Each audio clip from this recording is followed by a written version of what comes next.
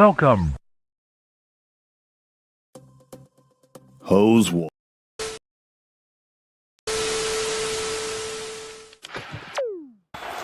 First and goal. Mahomes swings it. It's there! Hardman! Jackpot! Kansas City! Ready, down! Put. Hello? You play to win the game. I don't want winners. I want people that want to win.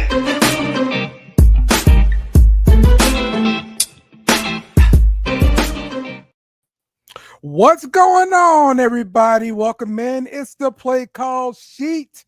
Today is Monday, and we just had the conference championships, and the Super Bowl is on its way. That freaking intro is about to be outdated in a couple of minutes here, man. So I am Dale. We got Coach Lee in the house today. What's going on, Coach? What's the damn deal? Damn, what's up, brother? All good, man. All good. Look, it's just the season just flew by, man, and now this intro is almost outdated, Coach. Like, Couldn't be soon enough, bro. Because for some of us, it was over in week 3. Yeah. Couldn't be soon enough. Yeah, that's about it, man. That's about it.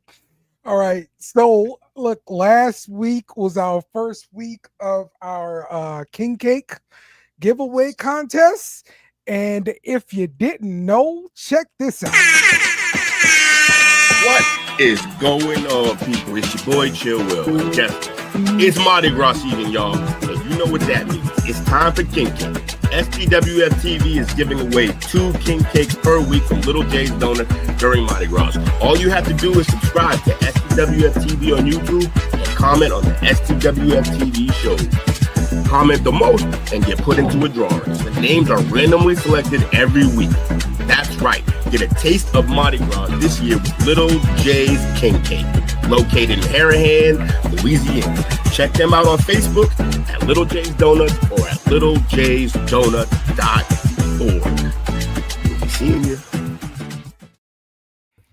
All right. And also joining us for this announcement, we got Oak in the building. What's up, Oak? Hey, what's up, man? You can't be making it seem like, I don't be here like I'm a guest, like.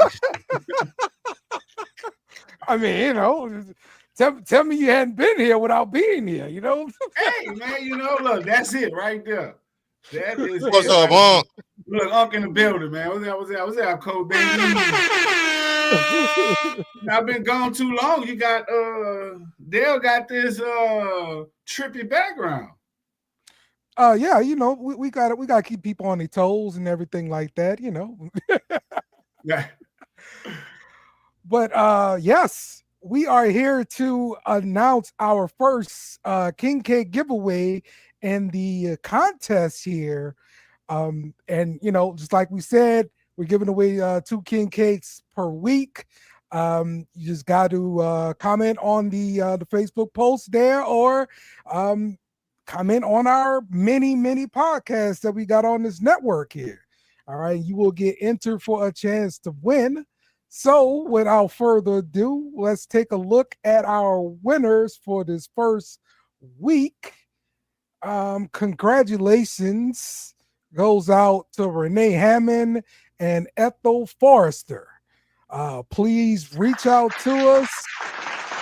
That's right. You hear him sound like he's reading right off of off a script. That's right. That's how we do it. We can tell. But yeah, please reach out to us, and we will get your info and also learn what kind of king cake you would like. That way we can get this over to Little J's and get you a king cake in the mail ASAP. And once you receive this king cake, hey, we're expecting you to send us a video. Let everybody know, hey, this contest is legit. And these king cakes are good from Little J's. So holla at us, y'all. Big facts, man. Appreciate that. Definitely that's just, we're doing this as a show of appreciation to everybody that's tapped in with us. You know, we appreciate everybody, our members from YouTube, everybody that views. So this is a chance for you all to, you know, get a taste of New Orleans and, you know, just get a little appreciation from the STWA brand. Why, we see Bobby in the building. What's down with you, baby? What's going on, Bobby? Bobby. All right. Bobby. Jake But has to joined enter us. this contest, you got the first comment, like Bobby did. That's right. That's right. That's right. We got plenty of opportunities to comment and get yourself entered. So, yes. I mean, so we just can't run into that. Like, you know, we got to go. Has anyone had a king cake? And I remember I brought a king cake way from Little J's to Coach Lee. You know, like toe it up. Let's go. That was when he was he made the news, went viral for doing who was that? LSU. Cincinnati Joe Burrow king cake. Right. Yeah, you know, so these aren't just your regular rinky-dinky Walmart king cake. These are tasty, No. one of a kind, Louisiana original. From Louisiana. That's right. Authentic. That's right. Look, a lot of the king cakes I've seen in Walmart are from Texas somewhere. So yeah. You know, it's like the biggest thing that says, hey, you know what, we stole y'all culture is seeing king cakes in Walmart before Mardi Gras season. Like, it was the craziest thing. Like, I'm way out here in Texas, like, oh shit, they selling king cakes already. I didn't even know any other place was selling them, but I went to the Walmart here and seen a bent up king cake, and I knew that it was king cake season. Very disrespectful to people from in Louisiana. This is horrible. Those are just extra donut leftovers right now. Those not king cakes. Facts. Yeah, that's how they do it, man. Like I've seen a few just come from other places too, not just in Texas, but like Florida somewhere as well with those Walmart king cakes, man. So maybe they got a few different deals coming out from the Walmart. I just don't understand. Like Arkansas, that's another place. I don't see what y'all doing with king cakes down there. Listen, I know the places here that have sold them usually have some kind of Cajun theme or New Orleans theme or something like that. So it's a gimmick deal. They probably think raisins and potato salad from New Orleans too. It's just like, you know, Razzoos in Arlington, you know. That is true. That's not it. Everybody trying to get that money, man. They're trying to get that New Orleans Mike? Money. There's usually a New Orleans restaurant somewhere in somebody's town. Like, you know, it's just how it is. And, you know, just a quick history on, you know, the king cake. So, you know, won't harp too much on it, but, you know, what the king cake is, you know, it's something fun you do with your friends, especially a great thing in the office. But, you know, there's a baby that's in that king cake. So one who gets the baby is tradition that you have to go and get another king cake. So that's over time. You know, people have filed suit against king cake makers because, of course, some people swallowed it and, you know, had some issues like that. But, you know, we definitely want to know for this show, share us y'all king cake experience and let us know if you've ever got the baby. So that's a quick, you know, quick history on king cake, on the culture. Absolutely, man. I've definitely got the baby several times, to which, you know, when I was younger, you know, mom will be upset about that because now she got to come out of pocket. Yeah, no. So yeah, man. But usually, man, it's a hit with The Office for sure. So yeah. All right. I see someone and let the villain in. Oh yes, Jake the villain. What's going on, bro? How we doing tonight, fellas? Good to see you. We are getting to your segment a little bit later on in the show. You don't have to wait too long, Jake, but we will get to it. Our first little topic, the matchup for the Super Bowl is set. We got Chiefs versus Eagles down in New Orleans. Wow. Big picture. Yes, big picture thing here, Coach. What we think about the matchup of the Chiefs versus the Eagles? This is the worst case scenario for your boy. Worst case. Now, but I think I'm saying, because you don't want to cheer for Mahomes and you don't want to cheer for a division rival. well, Mahomes, you know what? I was at first I was feeling that way, but I got some information to share with us on Mr. Patty Mahomes that kind of changed my narrative on him. And the Eagles, man, I'd rather see him Washington there. Eagles can kick rocks. Yeah.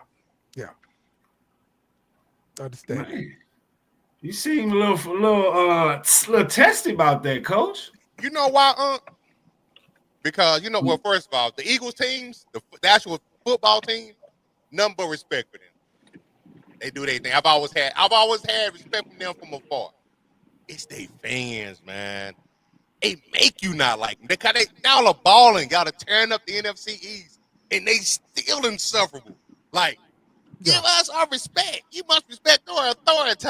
Like, enjoy your win. That's the same way fans feel about the Cowboy fans. So that's ironic. Nah. I got into it with a dude today at work. He's trying to say, nobody likes Cowboy fans. I said, Cowboys fans are constantly under attack. I go, when you found out I was a Cowboy fan, case point, what's the first thing you do? He just looked at me.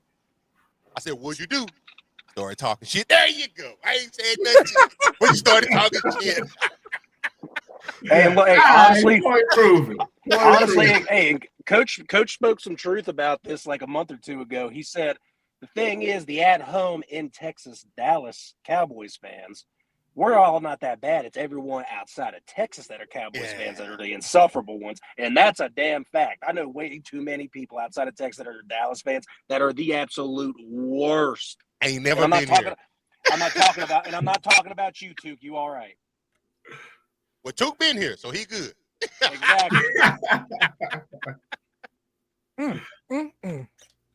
Wow. Okay. All right. Well, I will say what you're saying is correct, Coach. Usually somebody will try to mess with the Cowboy fans. I will say, and I got a couple different chat groups where there are Cowboy fans, and yes, people go out their way to post something negative about the Cowboys every possible chance they get. So I will agree. Can I put a request in, y'all? Okay. We trash, man. Leave us alone, please. We did it. Hey, y'all can't be trash because I need to keep my flag up. Y'all are the only reason I keep my Saints flag up in the yard.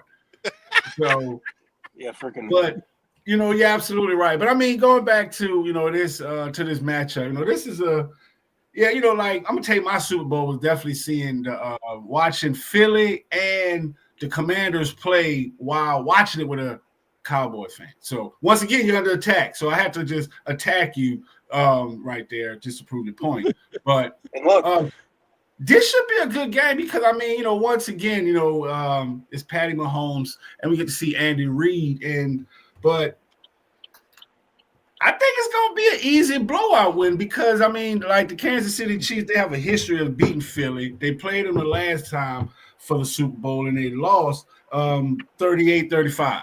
I mean, so I don't see nobody beating Patty Mahomes and not no Andy Reid coach Patty Mahomes. Like this guy showed you in the in his last Buffalo game that by air and by land, he's running the ball, passing the ball, getting touchdown. Yeah. I don't know, man. That team is definitely deadly. That's the one thing that I'm looking forward to, though, is the Andy Reid aspect of it. I want to see Andy Reid. If I had to pick a winner, I want to see Andy Reid get his, just based out of how the Philly did him when they fired him. They just threw him out like he was trash. He just done nothing but go on and win 3 other ones. Yes. And probably finna make history with 3 in a row, which never been done before. Yeah, that's the scary thing right there. You know, like they're about to do something that's undone. You know, the big dance 3 times in a row, and it seemed like they got the recipe because you know they've changed running backs, they've changed wide receivers. You know, they've only constant they kept was Patty Mahomes. So it's like, do they got the sauce? You know, like is winning a Super Bowl just that easy as finding a recipe? Because you can't say it's the player. They cooking, man. And I only see the biggest difference is that the last time they played, they didn't have Saquon. They had Boston Scott, Kenneth Gainwell, and some other scrub. I think it was Swift.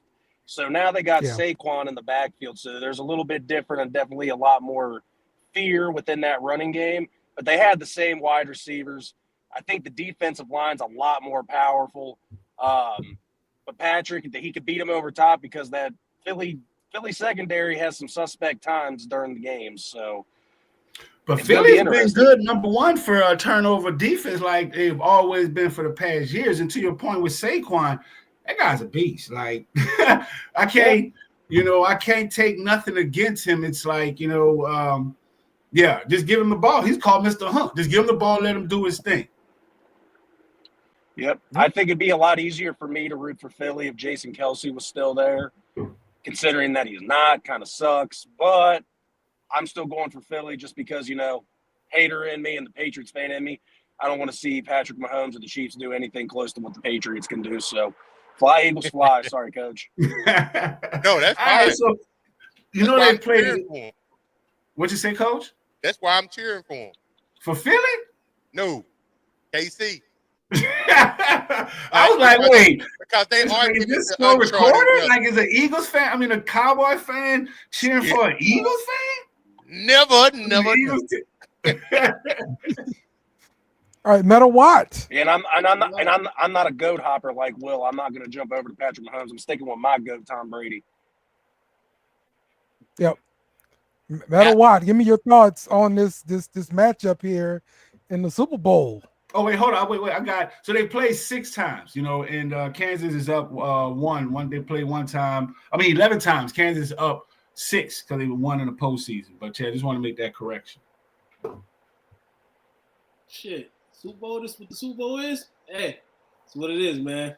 2 best teams in each conference. Eagles are the best team all season long in the NFC. Even when people had the Lions roaring and the Vikings, scolding. I always thought that if it wasn't my Cowboys, me being biased, it would be the Eagles. Eagles in that spot, KC.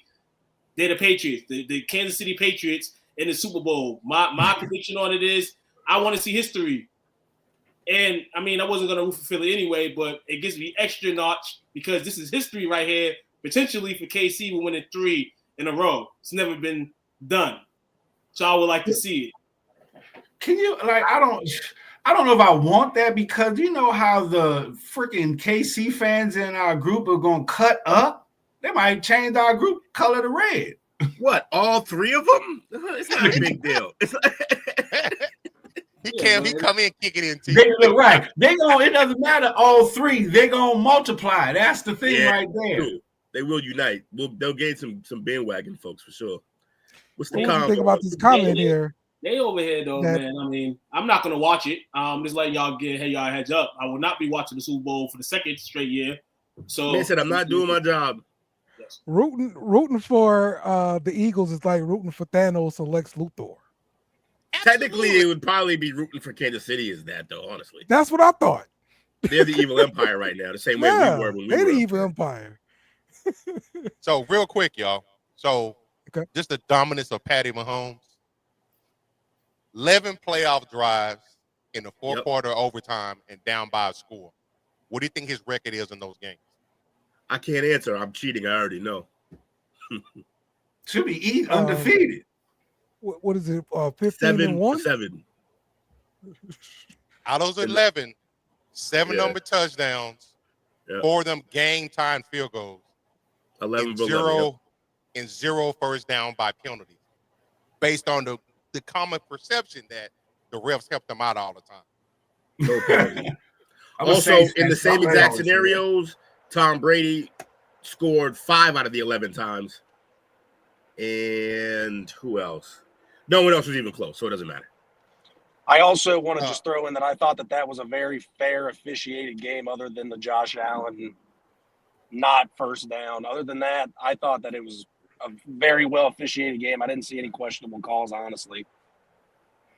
Of the last 12 fourth quarter comebacks in the NFL playoffs, Mahomes got 6 of them.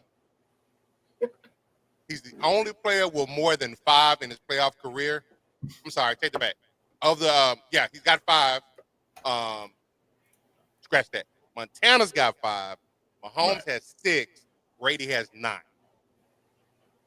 And then 7 seasons as a starter, his worst finish has been losing in the AFC Championship game twice. In both of those games, he lost in overtime. Kid's different. And of the first 7 seasons of playoffs, his record is 17-3. The same time frame, Brady was 14-3, and Mahomes 5 AFC titles, Brady 4 AFC titles. We are witnessing another run of greatness, gentlemen. Yeah, easy. Brady with a better arm and legs. So I mean that's why we kind of started the segment of appreciating greatness on the chop up. However, I will say for myself, as one in the sports realm, I'm usually the hater of greatness. Growing up, I hated watching Michael Jordan beat my team. You're just a hater in general. You know, I freaking hated watching Tom Brady win. I'm just a hater of greatness when it comes to sports for some reason. Maybe because how you got that? Like, how that even happened? That doesn't sound right. I'm always going for a different team. Like when I was younger, I was a Suns fan, so I was rooting for Charles Barkley and them to win. You know, I'm sorry, Dale. I'm sorry. I mean, yeah, it is what it is. I was like that. How did that make happen? sense? Makes sense. Were you just a big New ball Orleans guy? didn't have a team at that time. Huh? Yeah, he's a big New ball Orleans didn't guy. have a team at that time. Yeah. I just like a ball guy. I had 2 teams. I used to like the Suns and I liked the Magic. They were my 2 teams, East and West. All right. The Magic had Penny, Anthony Hardaway in the tennis shoes. Right. Yes. Mm-hmm. Shaq had KJ. KJ was fun to watch, man. So when the Magic went up against Jordan, I was a Magic fan. I'm rooting for him. You know, the Orlando Magic or whatever. Dennis Scott, no, that was my squad back in the day. All right. Man, now I'm feeling some type of way being the same Saints fan as you now. You make me want to hop ship for every fan. No, but now I'm not a Pat Mahomes fan. I'm not rooting for that. Really? I don't want this greatness. No. Get rid of this greatness. No, serious. Is it fair to say Mahomes winning 3 still doesn't put him ahead of the greats because of this? Nope, does it? And that doesn't even make. That's not even a comment that should be written. No disrespect to you. Because this dude is the Messiah. He is the Messiah. We see this dude get banged up, hurt. Oh, Patrick, he comes plays. If it's soft, he ain't soft. So. He plays with everything. So he's on that list. Question is, which quarterback is taking off the list every time he does something great? That's the question. Also, he just wants that to happen because if you do that for Mahomes, then you kind of got to do it for Brady, who also played in the quarterback rules era, and he's just trying to get Brady out of but they still play more games, right? Huh? So that's the balance. That's how you balance it out, right? What? Less physical, more games. Today's NFL, you played more games. Yeah, less physical, more games. True. But I mean, Patrick Mahomes is a running quarterback, so he also, initiates contact. Well, he's a running quarterback when the playoffs Brady ever do on the that. line. Mahomes is a cheat code. Yeah. Last Super Bowl when he played the Eagles, he was hurt. That's what makes this game dangerous. Healthy. If you take between the ears out of it, the greatest single structure for a quarterback I've ever seen is Cam Newton. But then if you add that back in, it's Mahomes, man. He can do all the physical stuff, but then also is light years ahead of everybody else in terms of now we're talking about greatness at QB. You gotta put Michael Vick, because this dude he could throw from end zone to end zone. if there's a spectrum, he was all the way on the physical spectrum because the guy was an idiot on the field because he didn't study. He didn't study. We saw what he was when he studied with Philly. He was lighting it up. So he can do that. He just didn't early. Then guys move the flag post. You can't move the flag post for a guy that's showing you week by week that he can struggle and that team's gonna win. He can light up like he did yesterday in a sense, and his team's gonna win. So to me, it's football. As much as we talk about, what full time is, and it used to be 16 games, 17 games, now it's 18. I mean, that's one more physical game in a soft league that these players got to play and hope they don't get hurt. So Mike trying the Jordan reasoning here. It's not gonna work here. It's football, bud. Not the same. It's still physical. It's still physical here. Like you can't use the Jordan argument that he played in a tougher league than LeBron. Because I know what this argument is. I've seen you do it. I watched you build this. So he's setting it up. I watched him build this argument. Because you got to think about it too. Yeah, the league is soft or whatever case, but the athletes are at every position now. They're a lot faster now. So it's more of a level playing field from an athletic perspective. So if you see somebody that stands out, you got to give them their flowers. Facts. And when I tell people how different like the size of the players is, even if you even the pads, like if you go and look at a Ray Lewis clip from like the early seasons in the league, he looked like a refrigerator. But then by the end of his career, he was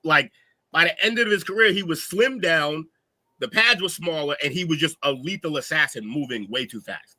Like that's the league just changed. That's all. It evolved. I think like the league, I won't say it's softer because the law of the science, if you run faster, the objects ahead of you are gonna make a harder impact. So I think like back in those days, they just had raggedy ass equipment. You know what I'm saying? They was using football. You see them ride down helmets?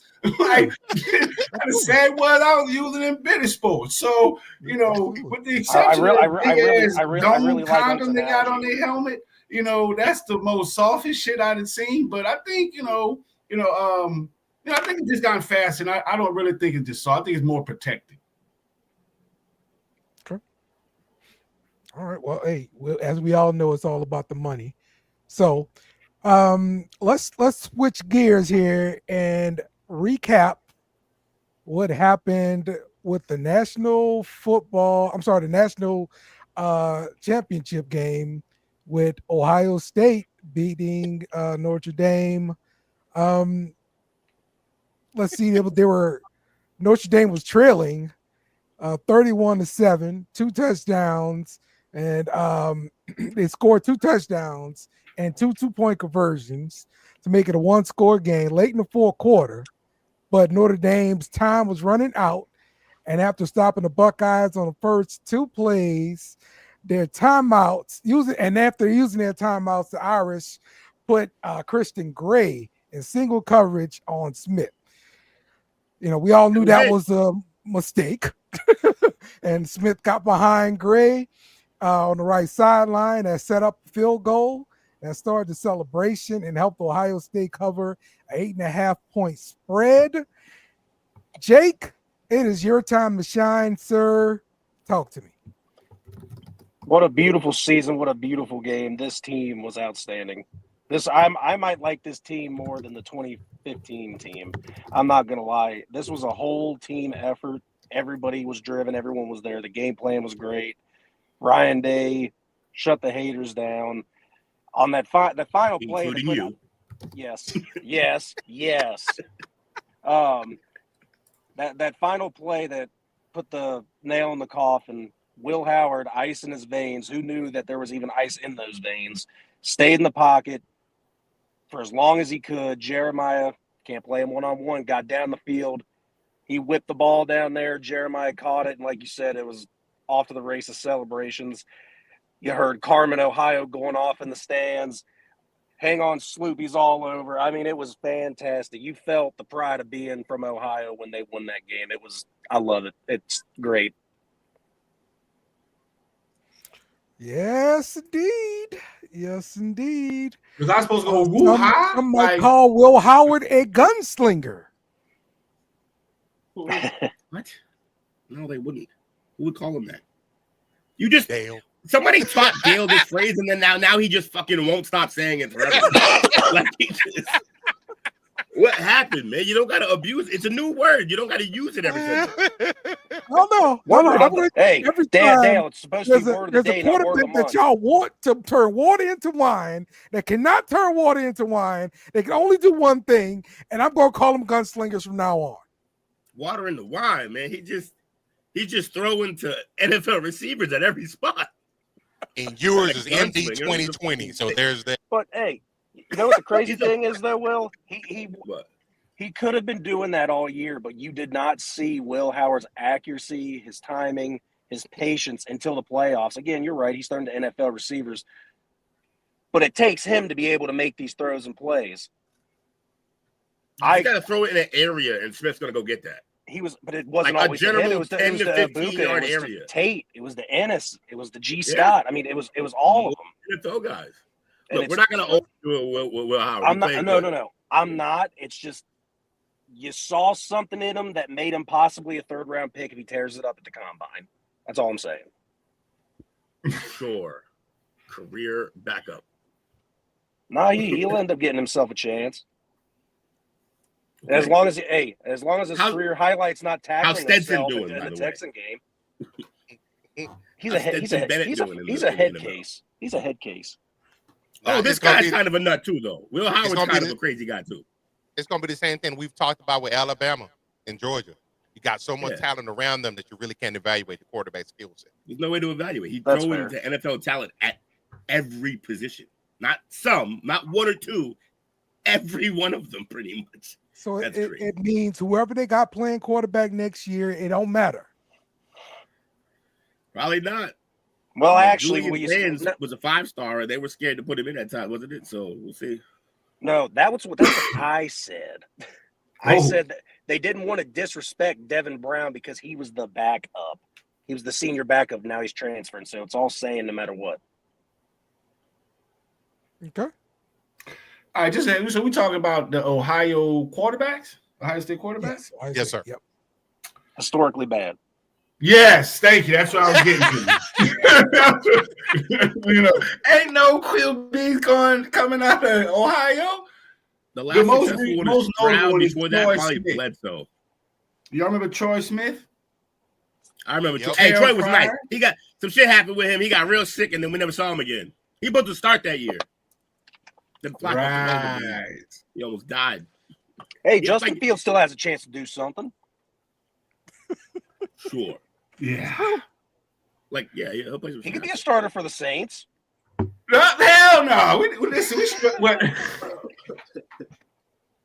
I like it. Actually, I'm already a little hurt about our quarterback position. Like we got cheerleaders at the position, So see that, Jake? Yeah. I try to throw you a ball. That was a low blow, Jake. I try to be good to you, Jake. And this is what you do to me. All right. No, okay, it's not Jake. a fact. No. You know what, Jake? You know what, Jake? Take this. Boom. Jim Knowles. It's going to Penn State. How you like that, Jake? Look. I'm not mad at it. He did what he came to Ohio State to do. He won a national championship. The man's originally from Philadelphia. That's probably a dream job he wanted. So he booked it. Who cares? We'll find someone else. And good for him. He got a chip and he's at his dream job. Good for him. Yeah. Knowles signed a 3-year deal that's going to pay him an average of $3.1 million per season. That's going to make him one of the highest paid defense coordinators in college football. So, yeah, I'd like to know who the other one making $3 million a year is. Hold on, I just gotta give a shout out to Ashley. I told him these Chiefs fans gonna pop out, and she's the main one. She's the main one, yeah. Exactly, and she's like the queen of ant. She just called them all in. Listen. She can stir up some shit. The only one I'm acknowledging. Shout out to you, Ashley. It's the only one I'm acknowledging is her. Everybody else is a Patrick Mahomes fan. But she's a Chiefs fan. She be there, rain speed from what I've seen. So, hey, Coach Will, I got a question for you though. Yeah. Do you think Jim Knowles is enough of a difference maker to make Penn State possibly national champions? because he was really the big difference for us. He made that defense. I understand we had the number one defense. He was the one at the helm, and we had a good defense last year too. Do you think he's enough? Maybe, but I'd say no in the sense that defense isn't what's stopping them from winning. Penn State's defense is usually pretty good. But do you think like Ohio State was like, nah, we're not paying you $3 million? You're not worth that, Knowles? To be honest, I don't think they really had a choice. I think Jim Knowles wanted to go and he accepted the job. Ohio State, he doesn't have an obligation to stay. He's allowed to take whatever job he wants. Ohio State can't do anything about it. They can counter it, but if he already signed and said I'm going, they can't do anything about it or change his mind, really. If they wanted to offer him more money, who knows if he would have taken it. He might have. But again, like I said, after again doing some research and investigation, he's from Philly. It's probably his dream job. He was going anyway. Okay. It's just, to me, it's hard to leave something you've already built and just for, some extra change. Don't get me wrong, extra change is good. Yeah. And so if I can keep the extra change where I am now, like, to me, it makes sense to just stay. No, again, especially in college. I mean, you're developing relationships with these kids, right, and that area, and you really don't have the money to just pick up and leave. So I think there's more to it than just dollars and cents, because that might just be what they're reporting. Because the only person I know that did that was the coach for Tampa Bay, and then Gruden got in there and got that winning team. But just to stay on topic here, I definitely think that if we listen more. More things might come available about what's really going on behind the scenes with this move. Yeah, I mean, he's from Philly, man. Checks out. And they get also, to go home. Everybody want to go home and be the king of the hometown if they can. And again, like I said, he came to Ohio State. He's been there to go to Penn State.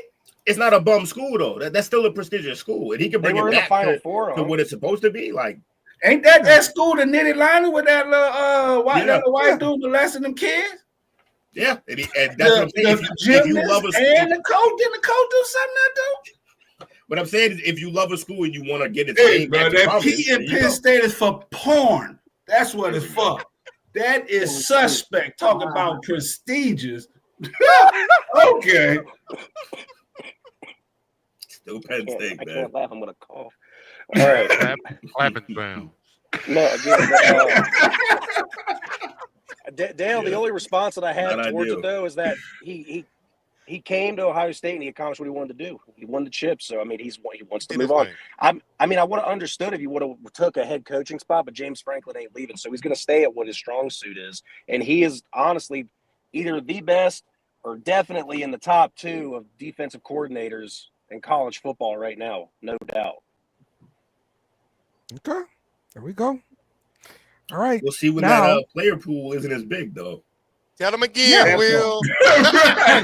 Right, he was having those. He was having those great stats at OSU before he came to Ohio State.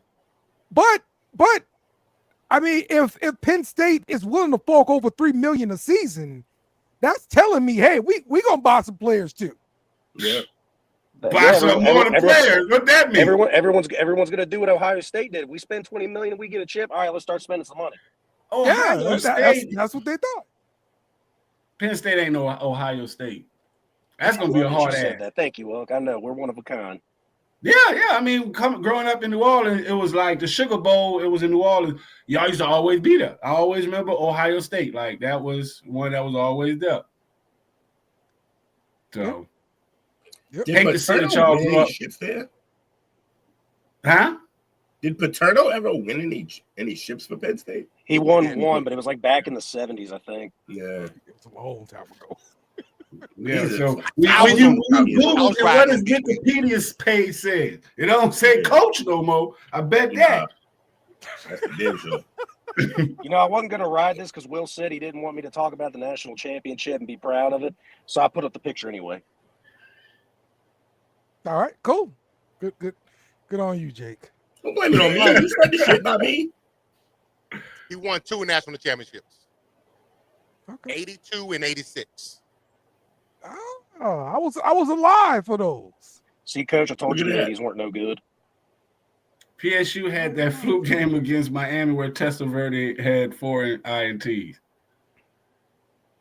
He must have Google up or be a Cowboys fan. Another hit. Nah, he live because he knows history. He live in Connecticut though. That's a Connecticut. I mean, Penn State. Like, they always tend to. He dropped that from that long shit. It took a while for me to remember Vinny Testaverde. Wait, there was only one Testaverde, right? Yeah, had to be. He Right. had a son. I think that play college football. Yeah, but pro wise, yeah. Okay. All right, Coach. So, remember what you said earlier about how people treat Cowboy fans?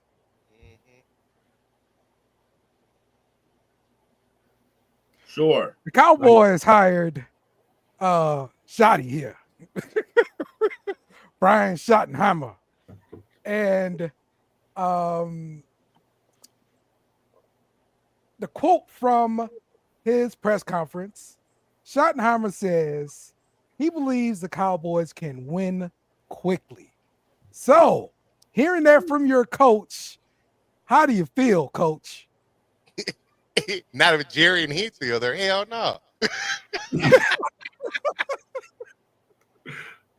They got talent, but something that came out today, which makes a lot of sense. They are the only team in the league where there's no curfew on Saturday night before the game. Mm-hmm.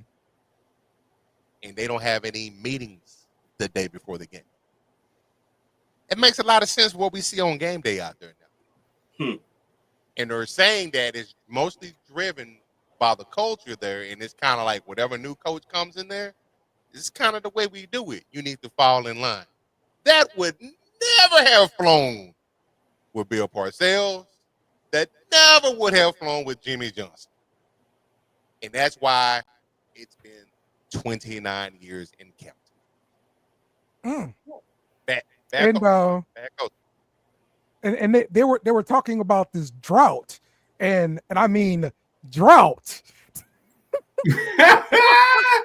Extended drought. I can't believe that they're poo-pooing that, bro. Like you got ownership up there air quoting drought. Like what? So the thing about a drought is it implies you're fucking supposed to win and you're not. It's the NFL. Okay. Matter what? Give me your thoughts. Hey, shout out to the man for getting hired as a head coach in the NFL. Only 30-something guys get to do it. Mm-hmm.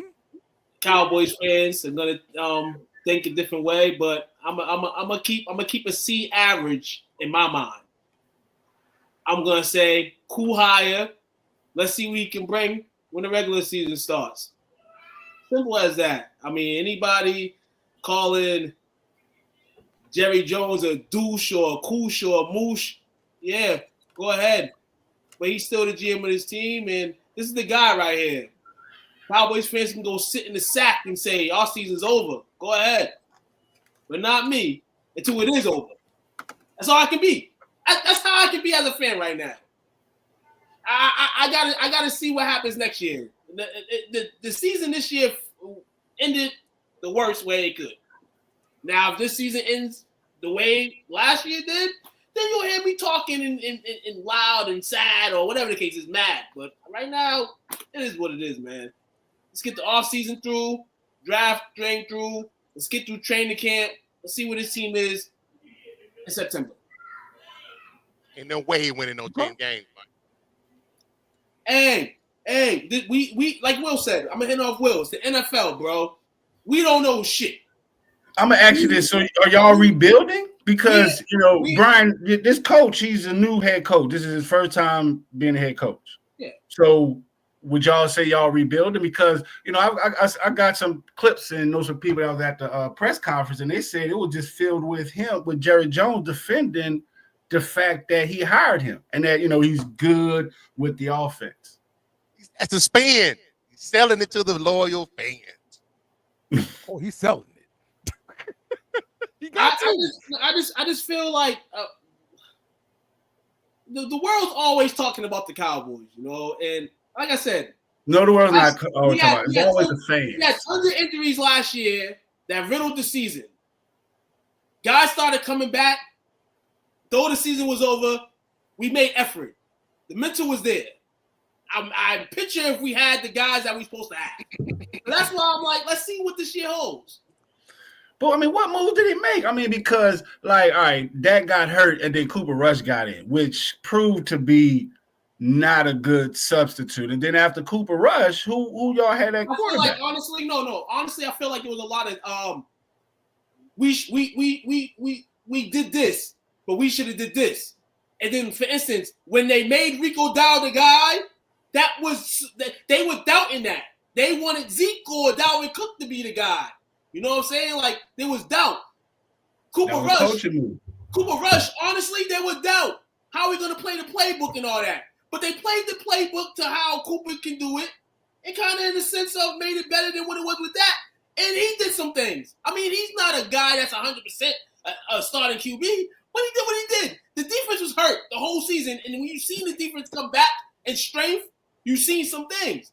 The only thing I would say is we have to tap down on the fucking mistakes on the field, penalties. We were the 4th-rated penalty team in the NFL. We got to fix that. Disciplined. That's coaching. That's an issue on the defensive side. So I'm wondering who we bring in on defense. Honestly, until our offense can prove otherwise, I'm not mad at the offense. The defense is the team the side that's got to keep on pace. Is the defense to me? Fact, I agree. And is it just me? Is this him doing this? Look like he got Tourette's. This shit is hilarious to me. I've just been in my periphery watching him do that. So yeah, that was it right there again. But yeah. Hey, and if this guy is not it, we'll just do what the Patriots did. Fire him and go find your guy. Hey, at the end of the day. Yeah, that's my thought is it's cheap enough to do a 1-year fire. And you just get another coach next year if you don't really like what happened. So yeah, I definitely think that y'all could have thought this through a little bit more. But I mean, because if you could have kept McCarthy, I mean, it's going to be pretty much the same type of offense run. He was on the offensive team, so I'm definitely wanting to see what changes he's going to make. If he's going to be quick, like Tu said, to pull the trigger and make the right decisions. Like, why y'all hiring? What's that dude? Zeke again? That's crazy. Right. That's causing locker room issue. They did think they thought this through. They thought they were hiring a genius in Oppenheimer. Instead, they got stuck with Schottenheimer. That's good. That again? I think. Oh, nobody gonna say it again? This is just like Coach said. They spinning it, man. They could have just. You're saying they could have stayed with McCarthy, but what did they get criticized last year coming into this year? They got criticized for not making enough changes. So if you just stay with McCarthy, then there you go again. You got to go through a whole other year of why didn't you make any changes to a team that's not winning? So you made a change that probably isn't going to do much for y'all, but a change in-house. In-house. What are you going to do differently? That part, right? It's like just swapping roles. It's like, okay, hey, I'm not having, my son went from taking out the trash to now my daughter's taking out the trash. Same thing, the same role. But yeah, definitely want to see what that is. But I need to worry about the New Orleans Saints making our changes at quarterback. Well, we're not getting the quarterback. Yeah, we got a long way to go before we get the quarterback. All right. Next up, we have Pete Carroll getting hired by the Raiders. And from Pete Carroll, he says, I hope this organization is recognized for the way you run the football and the way you play defense. So ding, ding, ding. This is the main thing that he wants to be known for. Thoughts on Pete Carroll going to Al Davis rolling in his grave. We go pass.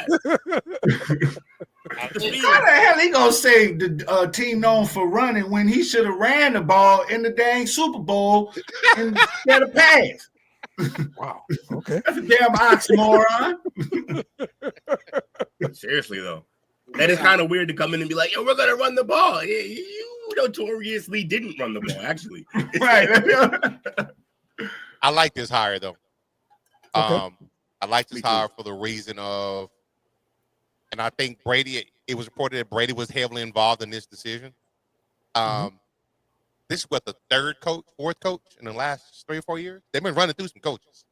Yes. This kind of is a stop. Part of it was a problem with Gruden with his email, right? So that started the whole cycle. I've been like what? I think he's like the 5th or 6th coach since Gruden or something crazy like that. But this kind of is a stopgap for them. He's what, 72, 73 years old. He's probably going to coach out his contract. Oldest coach in the league right now. Okay. So this is going to help them get some stability because they just been running on this treadmill the entire time. They have no culture. They have no roots. This is going to help them just kind of slow it down, get some stability, and build some culture in that building. Also, like you said, to culture, he's a great culture guy. He's the guy that has them all, like he'll go out and play football with them. He brings the basketball hoop into the meeting room and they do all type of different games playing basketball. Like he's always celebrating the athletes and he builds a good locker room. So we'll see what happens. Yeah, I mean, he came from college. So, definitely, that was a good move. And, and like stability is definitely what they need because not only at the coaching position, they lost stability. Every player position, they haven't had stability. They haven't had a true running back, quarterback. It's just been a carousel of players that's come and gone from there. So definitely need some anchor players or, positions and some faces that they can, see and build upon. So I think this is a good move. But, I mean, the Raiders been a trash organization since for a long time. That's why they tried to move the black hole to Las Vegas. But they've still bring that Rich Gannon camaraderie. Rich Gannon, they foolishness there. What you say, Will? They've been trash since Rich Gannon left. Horrible. Yes. Yeah, man. It's a great. Yeah, I like the hire. And we know that Brady was eyeing Belichick. And once he didn't get Belichick, Brady was smart. Brady's like, we got to bring somebody experienced in the room to stabilitate the team, to kind of discipline the team in a sense. Because stabilitate? Yeah, stabilitate. Roll with it. Stabilitate the team. You know what I'm saying? You gotta have the guy in the room that the voice is louder than everybody else's. He's gonna be the loudest voice in the room. And Brady and them is gonna allow him to use his voice. And hopefully they can change stuff around. It's not going to be a quick fix, but having him there, you have that, like you got Harbaugh with the Chargers. You got a guy he's going to be in his crib studying the game all night. You know what I'm saying? Like you need that type of coach. And I'm happy that they did that for him. Shout out to Dominique. He can talk about his team now, hopefully, if they win more than everybody else's team. Lone Raiders fan in the group. But yeah, let's see what they do, man. They have Mike, to that's petty. You beat us twice. Shut up. All those guys in that office room in the Raiders have to see. They have to go get a QB. This is the year. This is the year they have to go get a QB. Maybe not the franchise guy, but somebody on this top 10 list of QBs in this draft coming up. They got to go get one. I think they're going to end up with Shadur. Whew. They know what you're doing, black and silver. That's fire. I don't know. He ready to be out there in Vegas.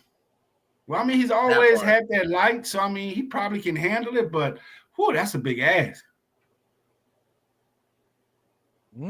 Maybe. Okay. Yeah. The next hire that we need to talk about, is the guy. Jaguars.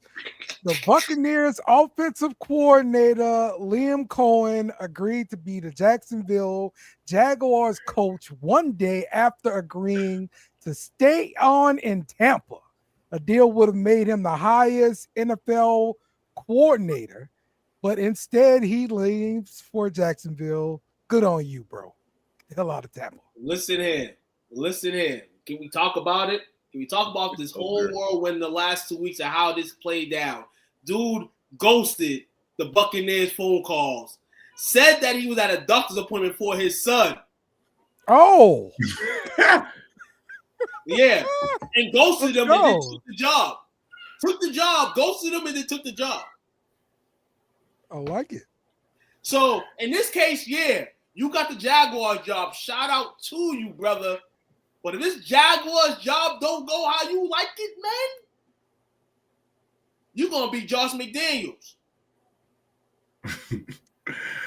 But I'm telling you, just looking at him, he does not strike me as a coach. I would swear he was like the state senator of Wyoming. I mean, like Montana, some damn way. No, would have not known he was a coach. No, not even that. My orders room. I speak to the manager, please. Yes.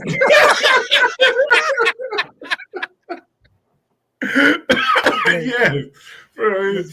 That is. I couldn't take him. Jack in the Box. We try to make all of our clients happy. I don't know. He kind of, to me, he kind of looks like. I like how he kind of looks like McConaughey with the Downs.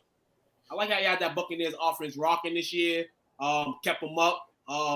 Even with injuries and losses, he still kept that offensive side up. The Jacksonville Jaguars, they don't have a bad offense. They have some guys that play some good positions there. It's about the QB. Can he hype up Trevor enough so that Trevor can have some type of resurgence? That's his number one project. Throw to Thomas. That seems like a pretty easy game plan at this point. Shout out to Thomas. Throw to that guy. Shout out to Brian Thomas Jr. And yeah, but the way he did it, he's like, shit. I don't gotta call Bowles and them back. Fuck them. That's a sus ass way to get a job or to leave a place, but it is what it is. Ain't no friends in this business. He definitely could have told them, like, yo, I need a little bit to kind of compensate, but and really you can't because you don't want this job offer to go away. But the fact that Jacksonville was still ringing his phone is the. They also didn't want him to take this interview, and that's why he had to lie because y'all playing games. Like, let me take the interview. It's not a big deal. Yeah, now that's foul. Like you shouldn't hold your people back. That's what I'm saying. Now, so I don't really mind. I can understand not wanting them to. They were trying to tell him don't take the interview at all. Yeah, I not trying to interview for a lateral move, but you shouldn't try to hold anybody back. Man. In fact, I think their deal was complicit on him not taking that interview. Wasn't after the second interview? Didn't they tell him not to take a second one with them? That is correct. I don't think they told about the first one. Yeah, no, not the first one. Yeah, but they said the only way we're giving you X amount of money is if you don't take that second interview, and he just went anyway. Okay. You know why he did it too?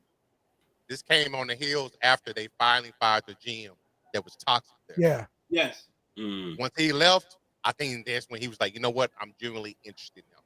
Because if not, he knew he was walking into the shit. It's going to be a shit show.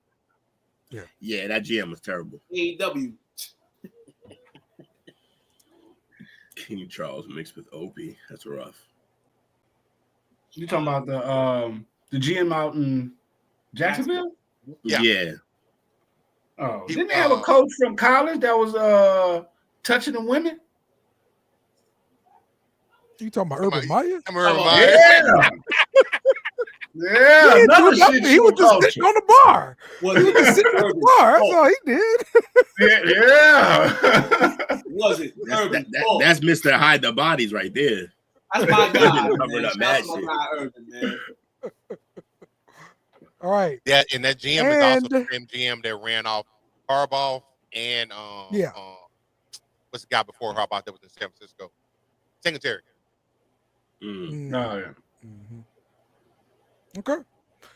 All right. So let's move on to the Saints in news. The Saints have hired nobody. Kellen Moore.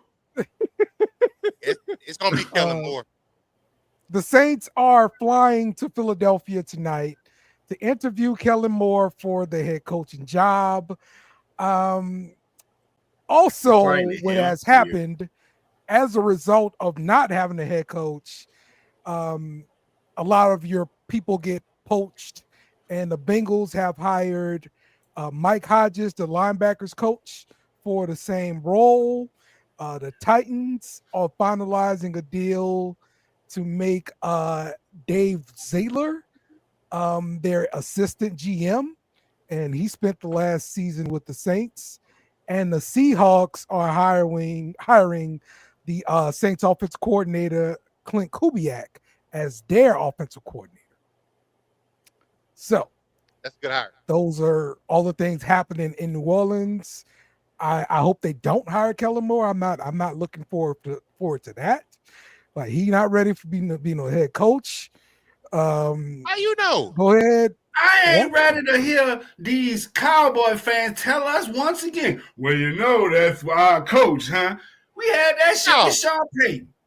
Hell You no. know what? It might repeat itself. I might get another Super Bowl out of it. Bro, listen. Wasn't Sean on our coaching staff before he was on the Saints coaching staff? See, there you And go. look how that turned out. Hold on. See? Look how that turned out.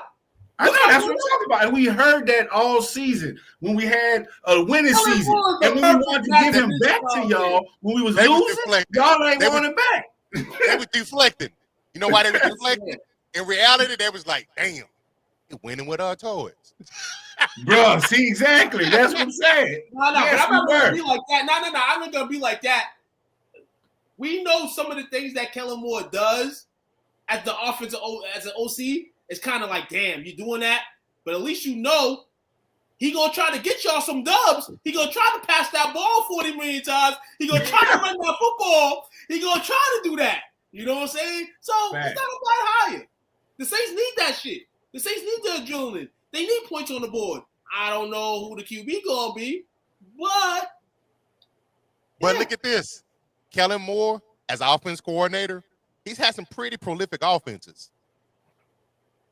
This year, when the time he was here, he's did some things.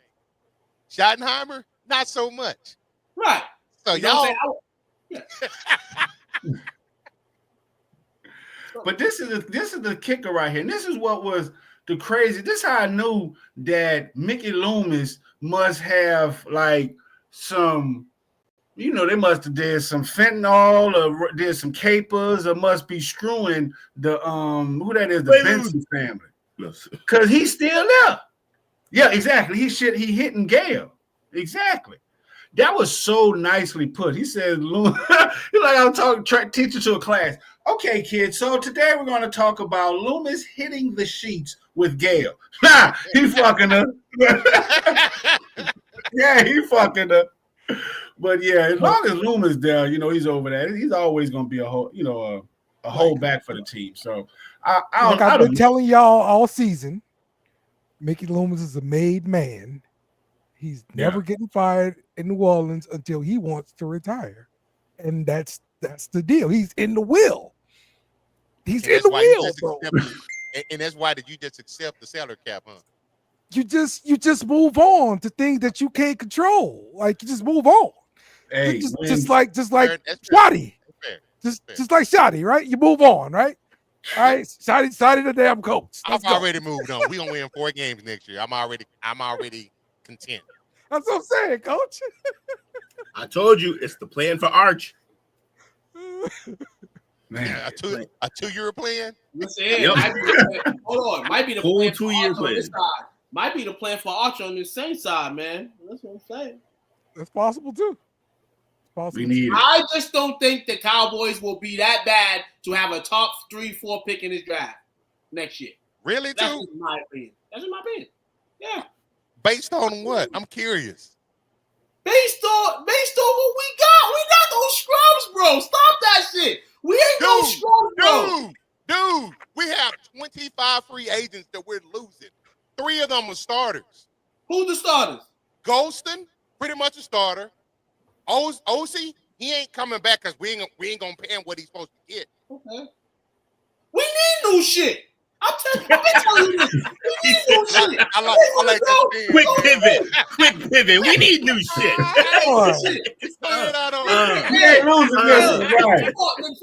Football is like football's like somebody mentioned earlier, football's not basketball, bro. Like in basketball, a lot of these guys will get kept. But in football, it's kind of like people know when to get away from motherfuckers. And hey, if you got to get rid of these free agents, you got to get rid of them and get some new shit. All right, cool. I want to see. And went out with the old in with the new. Hey, Toot, I'm finna piss you off. On some of the local stations around here, they already hollering that they probably with that 12 pick, they're not gonna take a receiver or running back. They're gonna take another offensive lineman.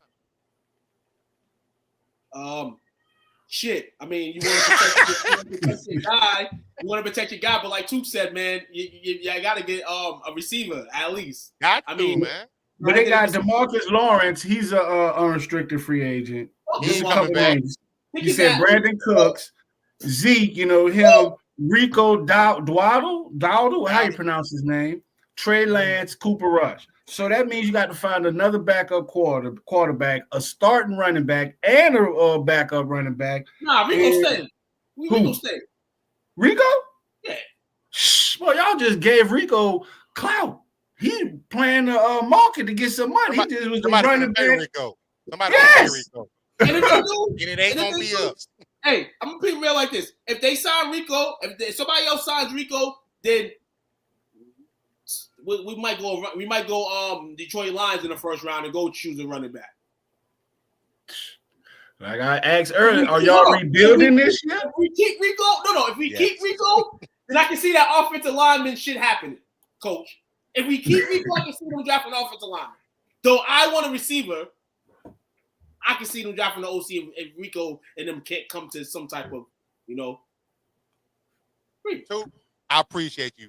Keep your boy optimistic because I have no hope. Please, I have to. I can't be souring down until I have to be souring down. Now we hit September, October, and it looks bad as shit. Oh, coach, I'm on the boat with you, dog.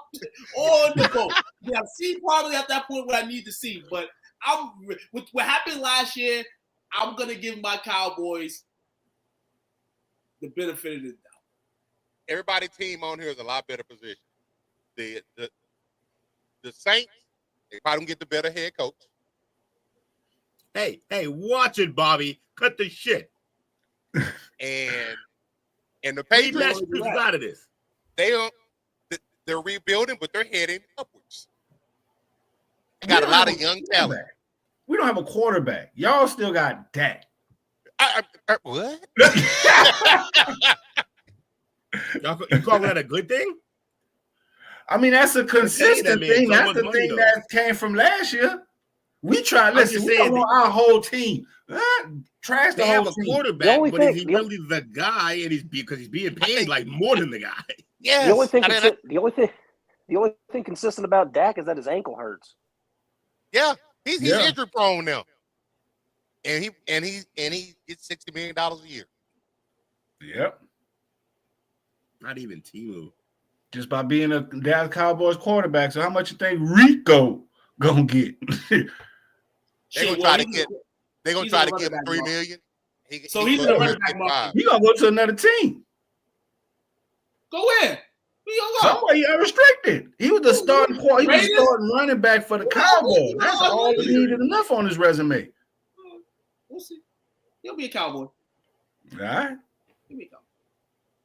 All right. Let's take a quick break. When we come back, we are going to be talking about the playoff games, the championship games there, and we will break those down. Stick with us. We will be right back. This case reminds me of Trump case with the porn star. Same type of similarity, because the thing is what they're flexing is power. And that's what we're seeing here that's different. How do you view the Stormy and Trump situation? How do you view it? I want to know. Power, absolute power. That's what I'm saying. Like, Diddy has power. So you think they both fucked up? These are New York nickel slick fuckers. You ain't catching them. And they got clout, and they got money. So it's going to be hard to convict them. Because once again, just like, we're seeing power. Just like right now, just when Diddy house got raided, This guy was on a plane, on a private jet. He just so revolt. They ain't much touch him. If you convict Trump for what he's done, you're going to have to convict a lot of motherfuckers.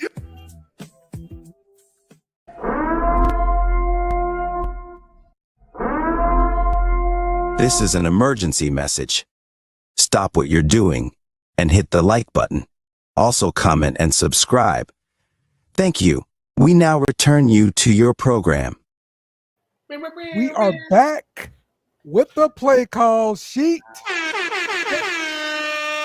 With these As nickel promised, fuckers. we are getting into I've been in Texas too long.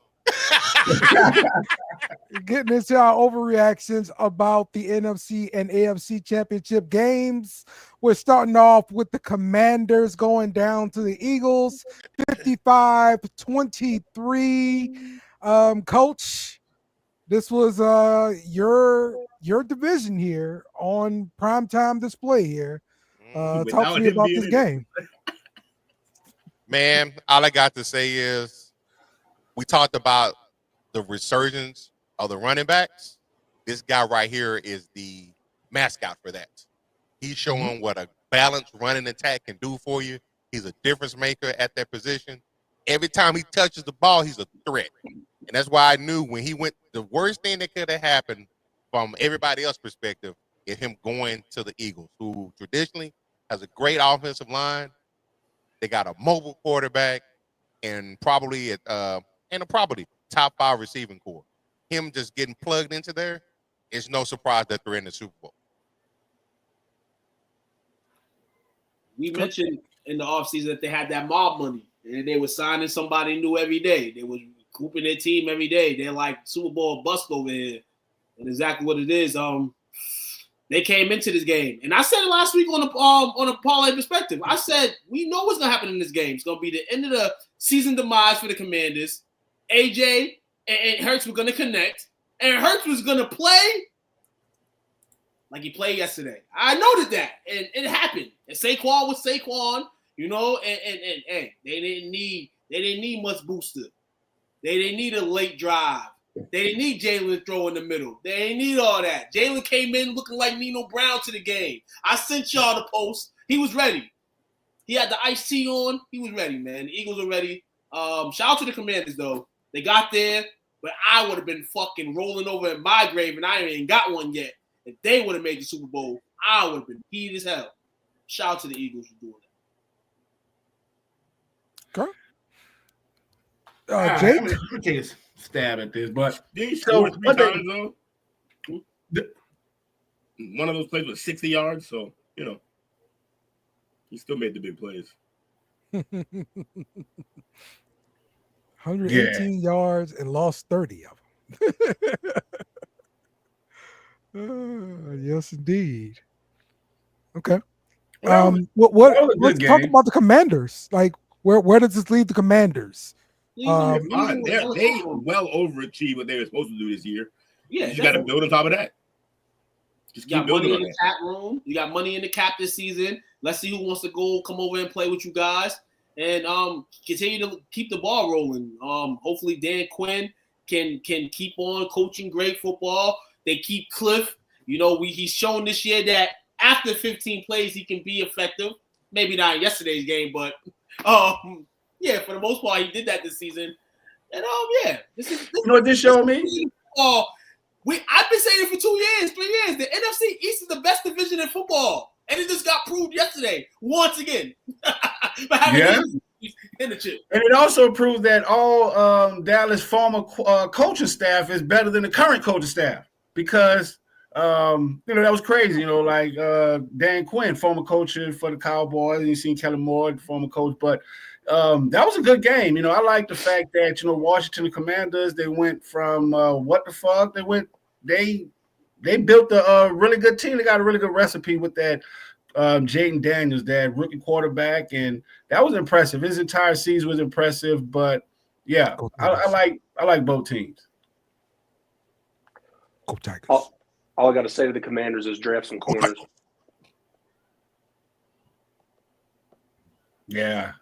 But I mean, that was a hard actual, to defend the Philly Eagles there with their game planning. To me, that just shows Lamar Jackson. To me, that just questions Baltimore Ravens approach, because they had a similar approach with a running quarterback and then a stout running back, but they fumbled the ball in the championship game. But Jalen Hurts and this guy, freaking Saquon, went bananas. So I think for that reason, I think it's Philly's time. Like, they looked really good. They dominated the game. They must put their backups in. So it was a very impressive game for them. Oh, yeah, it's real hateful of Marshawn Lattimore. Yeah, they was dogging him locally today, boy. They was on his butt. Sucks for y'all. Maybe actually playing a little bit more in the season actually helps you be prepared for the playoffs. Absolutely, definitely. But hey, listen here, but the Commanders used him. The Commanders used him once he wasn't hurt no more. They used him. So at the end of the day, it is what it is. It's a physical game.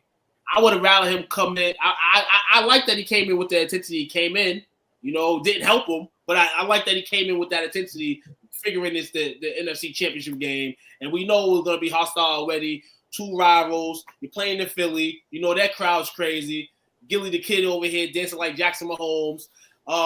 You kind of. I think there's beef with him and AJ. I think they have history together. Beef or something.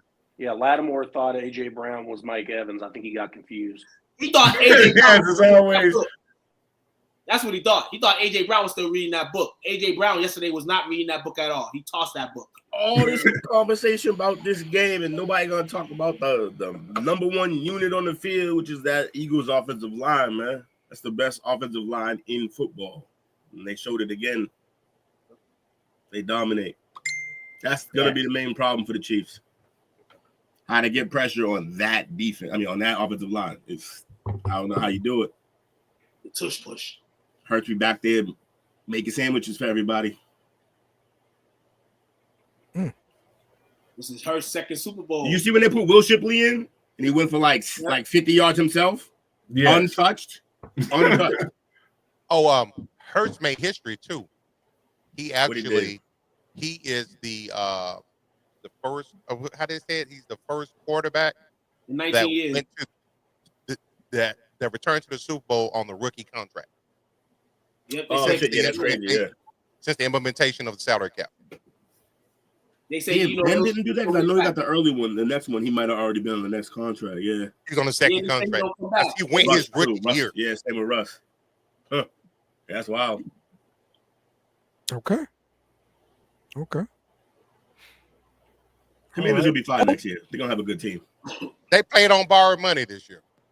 Giants still gonna suck and Dallas still gonna suck. So I don't know how that division is the best division. Dallas not gonna suck. Dallas gonna be atrocious.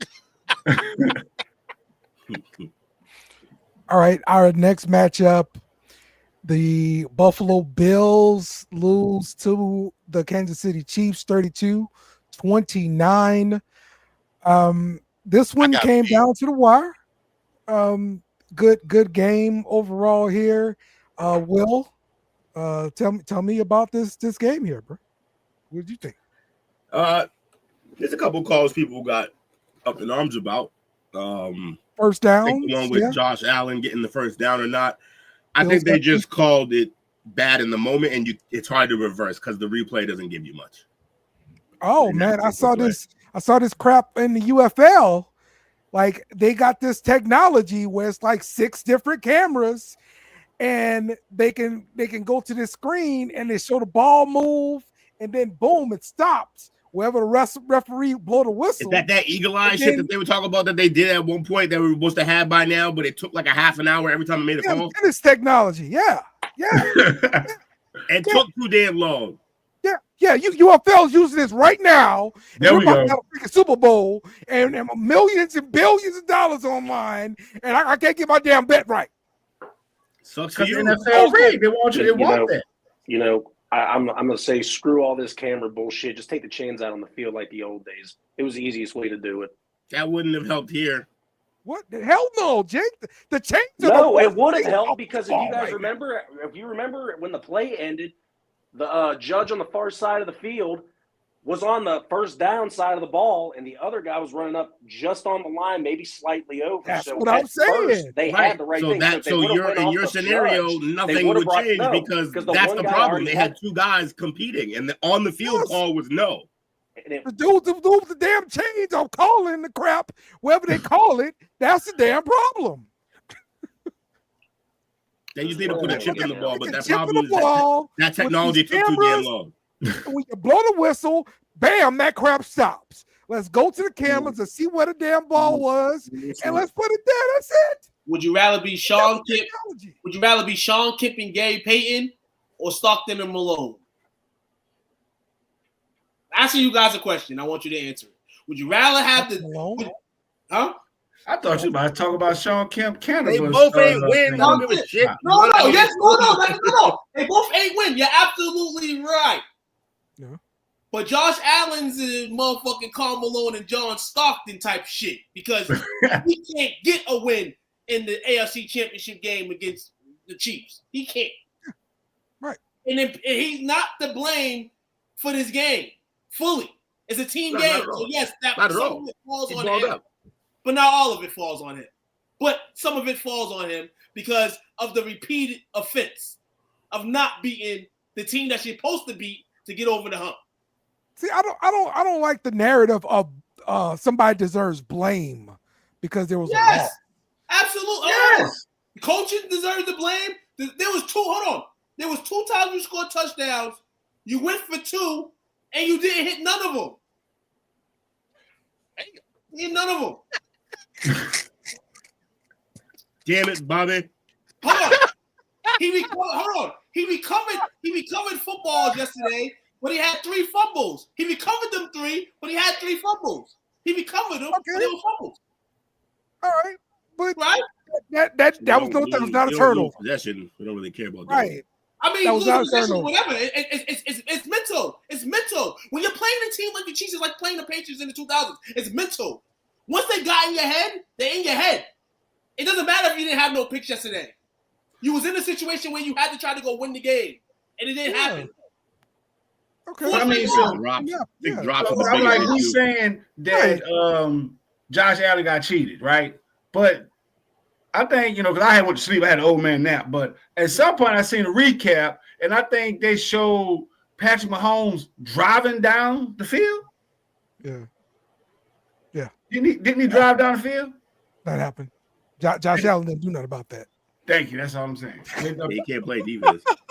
That's all I'm saying. Patrick Mahomes drove down the field, and that's the whole thing. It's like, I feel like, what was this back? Like, someone used a great narrative. You did. It's like old NBA. How did this come up again? But back where John Starks couldn't beat the Bulls. They had to go change different teams. It's just this is what it's gonna have to take Josh Allen to go to another team to try and get to a Super Bowl because Patty Mahomes gonna beat it down. You're gonna block all Josh Allen.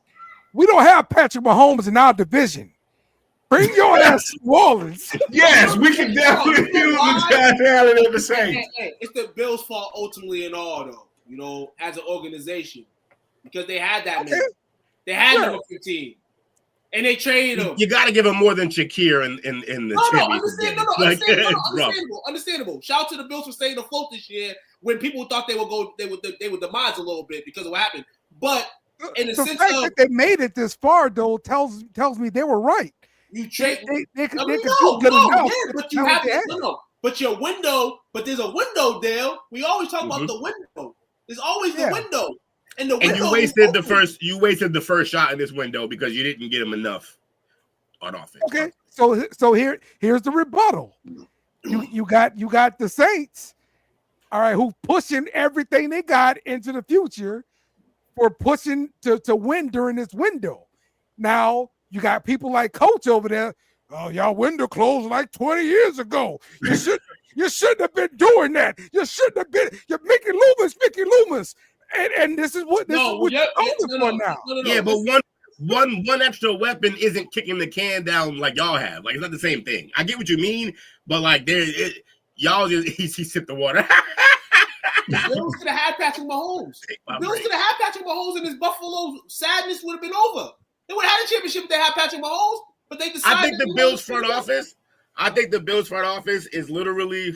I think their window is when Kelsey retires first, and then Andy Reid is close behind him. I think that's what they're aiming for, because that's what I think it's an Andy Reid coached Kansas City. Because before Patty Mahomes started, he did this with Alex Smith at quarterback. That's what I'm saying. So, like, once Andy's gone, right, that's when the Bills are going to be able to strike.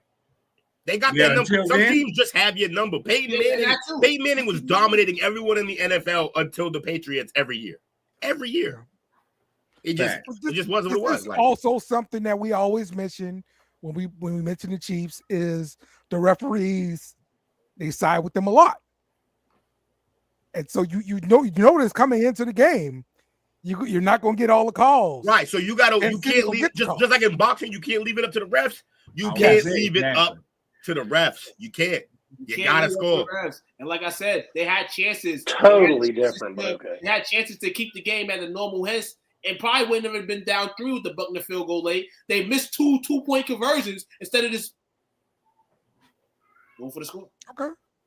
It's not that, Jake. I get it, but it's not that different, Jake. Because it's like when you're facing like one of the elite boxers, like a Canelo, you gotta beat him handily. You can't leave it up. Decision. You gotta go side for him. No, that's fine. But the refs can also take you out of the game themselves with shoddy calls.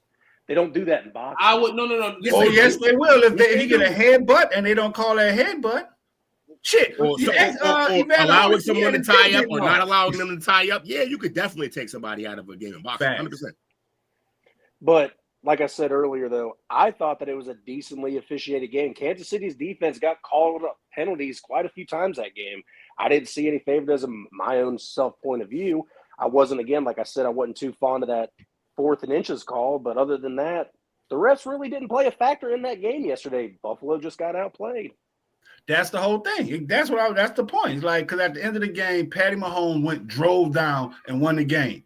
Yes. They should not have let it come to that. They should have ran the score up and capitalized on those opportunities. They didn't, and that's what happens when you're playing a great team. They lost. And I just want to go on record and say I'm a Saints fan, and I still remember LA Rams. So I don't care about no bad officiating. Right. Everybody gets cheated here and there. It happens, or everybody feels like they get cheated. You can't really. We don't want to hear it. Exactly. You can't let it go down. Bears called it. Raiders fans in the chat like fuck everybody. Hey, Raiders fans in the chat like fuck all of y'all. Like a whole dynasty was started off of our shit. We're not. I don't want to hear this conversation. Hey, and Bobby, I'm right there with you. I never paid attention either until everybody on social media decided to make it a thing. So I was like, all right, cool. When I watch this game tomorrow, I'm gonna see what I think. Listen, I'm not seeing this whole ref thing. You can stop right there just looking at the right tackle. That's all you need to look at for the Chiefs. This mofo is early every single down. Right, but I would argue that he is just properly taking advantage of the rules because they can't call it every time. Yes, that's what it is. They're not gonna call it every single time. Every single time on with the game. Right. So he's gonna keep doing. What are you talking about? They called it every time on Frankie Luva yesterday. Not every time, man. No, he gets away with it. Every time he swanton bombed over that. They also got to stop. They also got to stop this shit with Jake, I forgot about that. With the chop? Oh no, he did jump over. The WWF fucking jump over the lineman from the Oh yeah, that was outrageous. They kept doing that shit. That shit was funny as hell, and I appreciated it. And I'm glad I reminded Dale because now he's about to highlight it. That's great. I love it.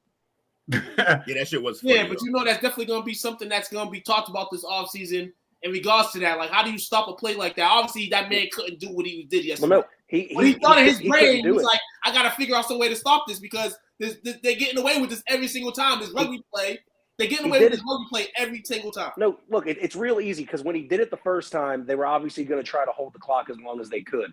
So they waited and he jumped again. The thing was, They knew that he wasn't going to do it again because they said if this becomes excessive, we're allowed to award the opposing team a touchdown if you keep going off sides. So they waited. At this point, they're going to wait because they're just not hiking the ball.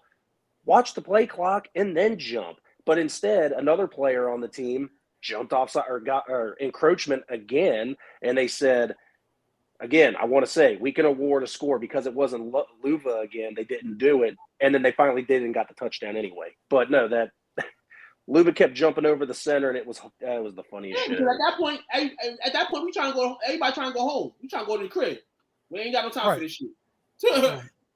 That's also a dead ball situation too. So, but crazy. You can't keep moving 5 yards. By that time, you're moving to the field goal post. No, they were already with that. They were already. I know that, but no. But Mike said, they said they would get that's ridiculous. If he would have kept doing that, they would have moved them into the fans section. By that time, it would it's not because it's always half the distance to the goal, and eventually. No, I understand. This is 40 million times. But you can't let somebody just take over the game like that by stopping the play every time. Referees are the police, dog. They're the police. They do whatever they want. Mike, they can't just award the points because it's part of the rule book. You can't keep making the play stop like that. You got to get on with the game eventually. The original call before the penalty started, they were already at the 2-yard line, and they had 3 encroachment calls. They were like 2 inches away from the goal line. Mm-hmm. Yep. All right, I'm almost finished here, y'all. Are you doing like live production? Yes, live production right now. See, look, I forgot to add. And because I got Dale with this memory, I noticed the backdrop's gone, even though it's probably been gone for a while. He's donating to the Dalton Kincaid Fund. Catch the ball. You got one job, buddy. Oh man. Okay. Where's Dawson Knox at when you need him? Listen, man. All right, you got to catch that ball. So, come on. Let's go. He's praying, talking to himself. Knock. You got people here. We can hear you. And see you. Right, yeah. All right. There we go. My man, Jeff Hardy. Our guy, Frankie Louvo, about to jump over the pile again and go and block a field goal, all right? Just like Jeff Hardy on the top rope or on top ladder. I appreciated that one so much when I saw it. This is hilarious. I meant to include that into the show. Also, the mayor of Philadelphia spelling Eagles. That was fucking comedy. Oh yeah.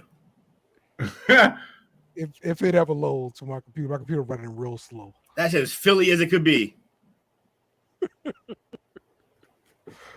So yeah, that's what it was.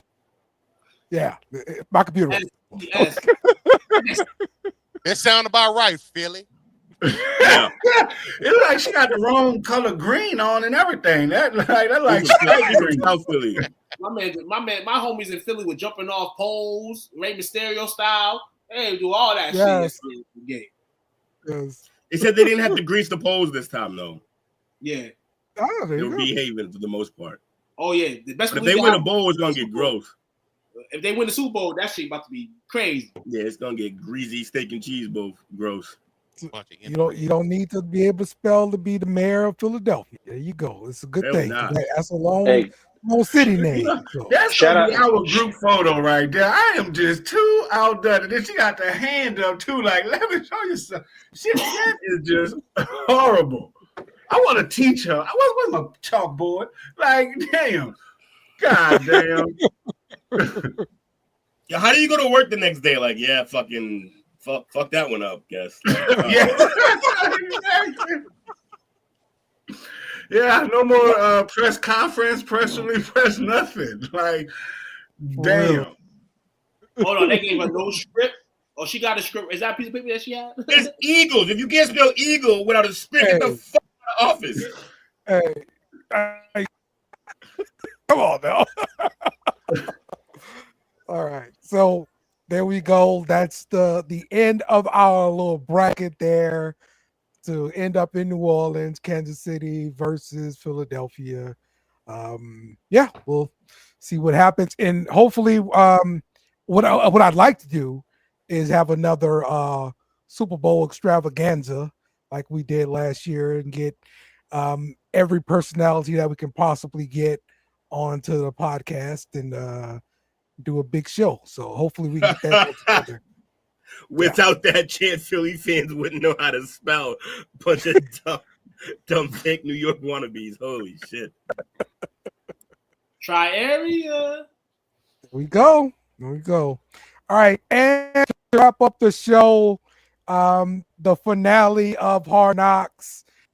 This one centered around the final, the playoff loss to the Ravens to the Bills, right? Of course, you're looking at the emotional side of the game, how hard players are trying and everything like that. But you also get to see them in defeat, right? So with this defeat, you had Lamar Jackson fumbling the ball. You had Mark Andrews dropping a fumble and then also dropping the pass. Just being washed. Like conversion to pretty much, tie the game or whatever, win the game. And it was nice seeing Lamar Jackson support Mark Andrews during that time, even though he was hurting, and he supported all of his teammates. And then he took time for himself to, sulk or whatever at the end of the show. I thought that was pretty good leadership being shown by Lamar Jackson. So this was the finale of Hard Knocks. I thought it was really good, this in-season Hard Knocks, and hope the NFL does this again next year. So. NFC East next year, baby. Y'all do fit the category because you got to have a losing season to get on Hard Knocks. Two really bad teams, and that's good to watch. Y'all keep saying this, we gonna wait. Focus on your team, and y'all losing season's about to come up. That's what y'all should be focused on. We good. Hold on. And y'all got four former head coaches on y'all staff now. So y'all better have more than 4 wins next year. Who, us? Patriots? Oh, we're going to be fine. Yeah. And we ain't even going to talk about the Saints because the Saints, they question marks. Will and I are cool. We're going to chill and we're going to enjoy. That's it. Maybe not. Meet the priest like to eat. None. I got a game. Before we get up out of here. Y'all play a game? Okay. Yeah. We are going to use rankers to pull off the top 20th most hated players in the NFL. With the season ending, let's see who's hated right now. Y'all got to guess. Get a point for each guess you get correct. The most hated player right now? Yeah. Okay. No, top 20. So just start naming people, and I'll tell you if they're on the list. Definitely Patrick Mahomes. Mahomes is number 2 on the list. Right. Doggone right, Patrick Mahomes. Keep track of your own score. Don't cheat. Oh, I'm a cheat. This motherfucker. I already got 10. I ain't got 1 point. Coaches in there? One or two of the Bosa's. Either one of them. Dak Prescott. I'm not seeing any Bosa, and I'm not seeing any Dak. Hey, I got Alexander. Oh no, Dak's number 5. Okay, I'm about to say. Hold up. Right. Hey, if this is right, I better get 2. Alexander. If I get this right, I better get 2 points. Is Harrison Butker on there? Who? Harrison Butker, kicker Chiefs? No. Oh, after you said all that shit about women, I thought he'd be on there. Oh, he is 15. I was wrong. He's on there. 15. Let's go! But in no way do you get 2 points for that. Oh, You might not get no points for that because you blind. You might be reading off a list. No, I'm not. I knew that. I'm the kicker guy. Let's see. I'm gonna go with Myles Garrett. No Myles Garrett. Deshaun Cosby. Yep. Yep. I don't know how y'all missed the obvious number 1 so far, but Aaron Rodgers. no, but he's number 4. Was Deshaun on there though? Deshaun Watson number 1. Yeah. Deshaun Watson right, number cool. 1. I got 3. What you guys got? I'll let you guys take a little bit of go forwards. I mean, you're going ahead of people. What the hell? I guess we didn't structure this well. Just keep playing. Right, exactly. Tyreek Hill. Oh yeah. Number 8 on the list. Good one. You got to think of quarterback killers. There's going to be a lot of receivers on there, probably. George Pickens on that list? That's a funny thing you say that because of the next 2 on the list. George Pickens on that list? Pickens is number 12. Is Diggs on there? Damn, that's the name I was looking for. Diggs. Looking up his name. There's one that for some reason Jake loves. Someone I love? He's talking. Well, you talking Joe Burrow? Nah, Burrow's not on there. Everybody loves Burrow. Yeah, I was surprised. Matt Jones. Nah, I know Matt. It's a good guess though, but Matt's not good enough to be hated. I'm trying to think about it. TJ Watt. No Watt. People love Watt. Kareem Hunt. People love us. Kareem Hunt is number 14. All right, Joe Nixon then. That's what I got kind of hate. Yeah. Domestic violence. I thought he was going to be on there too, but there's no mixing. Nice. All right. I didn't talk shit about him, but I said stuff about their chemistry. So let's go Devontae. How many we got left? Devontae Adams is number 16. Is that what? Is that the one you were talking about, Will? No, it wasn't. Shit, I don't know. Travis Kelce. Kelce is not on the list. Oh, number 3 on the list. About to say. The Swifties? Yeah. Yeah, we hate them because we got Taylor Swift. You got 2 Kansas City Chiefs in the top 3? Oh, I doubt it. Is Lamar on there? Nah. So far, we definitely have the top 5. You all named it. We have Deshaun Watson at 1, Mahomes at 2, Kelce at 3, Aaron Rodgers at 4, Prescott at 5. You haven't guessed 6 or 7. Tyreek Hill was number 8, Diggs number 9, and that's all. See who else you got. Okay. We're gonna be here all night, right? Well, I got 5, so that ain't bad. That Pickens and Hunt and Butler. Who? I got nothing. Matt Ariza. Who? Oh, that's a great guess. He's not on the list. I don't think enough people know about who the fuck he is anymore. He also. All right, so you got a few receivers that you guys haven't named. I'm going. One of them changed teams this year. Okay. I'm DK. Yeah, DK. Keenan Allen. No, people love Keenan. All right, DK was one of them. DK Metcalf, number 18. Oh shit! Hey, that's 6. Goddamn. Calvin Ridley. No Ridley. I think we all kind of just relate to Ridley. He gambling, man. Right. Somebody change teams this year. Give us another hint. He changed. He went back to a team I believe he was already on. And he left my team. Juju Smith-Schuster. Juju Smith is number 10. Yeah, that's what. Then we got a couple of corners on here. Oh, Jalen Ramsey. Jalen Ramsey, number 11. Yeah, he's the Sauce Gardner. Sauce Gardner, number 19. Wow, really? Yeah. I didn't know Sauce was hateable.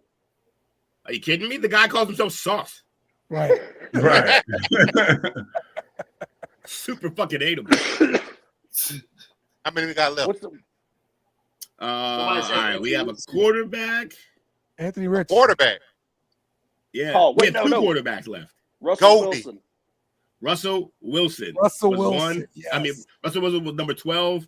And Yes. who'd you say? Goldie? Goldie. Sunshine? Super hype. Sunshine. Trevor Lawrence is number 20, and I think that rounds out the Ding. list. Oh, no, you guys missed one receiver. Hilarious. It's so funny. You got to think about it. We don't hate him, but, like, the people hate him. Oh, The Nuka. people. Nah, people don't. No. Oh, The people. Oh, the people. Yeah, the people. So that means he probably beat somebody up. Or is really into himself. Antonio Brown. That's He ain't on a the good list, guess. though. He's not here anymore. But Somebody no. said DK already. Yeah. Yeah, somebody said that. That's one That head was case me. receiver, but That was like me. we also named Pickens another head Amon-Ra case St. receiver. Brown. Nah, people love St. Brown. It's definitely I'm not keeping New CD. Orleans. It's definitely No. not CD, is it? It's the Mike- one that was full of himself Mike last Evans? year. Jerry Judy. No, oh, Judy is on this list. Yes, Got Wow. it. Judy's on this list. Number 17. And there's one receiver left, and he's the last guy you haven't named yet. And it's so funny that he didn't get named because this particular group of that we're here with, we don't really hate this guy, but like the rest of the fucking NFL kind of does.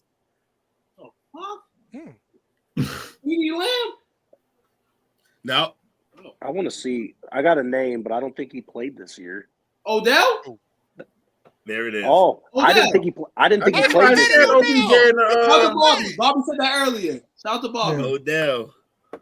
Somebody else said it already? Yeah, Bobby had said it earlier. Oh, I see. I wasn't in here reading it. I was looking at the list. Mad at Odell. He didn't play this year. That's what I said. That's why I didn't say it. Because he keeps getting fucking paid to go places and not do anything. He keeps getting deals. Absolutely. I mean, he was on a roster this year. He didn't play because he sucks. It's over. It's that highlight, man. Yeah. He can work out too. He built the whole brand off of it. Might as well capitalize on it. That's it. Okay. All right, man. We're wrapping this thing up. Be sure you come in tomorrow and check us out on the Chop Up. We're going to be talking about a bunch of foolishness. I don't know what we're talking about yet, but it's going to be foolishness. So y'all come by to check us out. Any shout outs here, fellas? Shout out to the chat. Shout out to you fellas, man. Shout out to showing up for a show. Appreciate you. Shout out to the plug. Yes. Shout out to Lil J's King Cakes again for the contests. And shout out to our contest winners. Be sure y'all get in contact with us soon. So, all right, Coach, you want to do roll call? Who won the first round of King Cakes? Are you kidding me right now? Joe. Joe did. He was late today. Joe did. You have to catch the recap, sir. Hey, shout out to Bobby, Mike, Ashton, and I think that was it for people that I saw tonight. If we forgot anybody, like always, I apologize. All right. Once again, check us out tomorrow on the Chop Up around 7:30 Central, and we will see y'all then. We out of here. Stop eating nuns. Josh Allen couldn't get it done. Thanks for watching our show. Remember to subscribe for more shows on the network.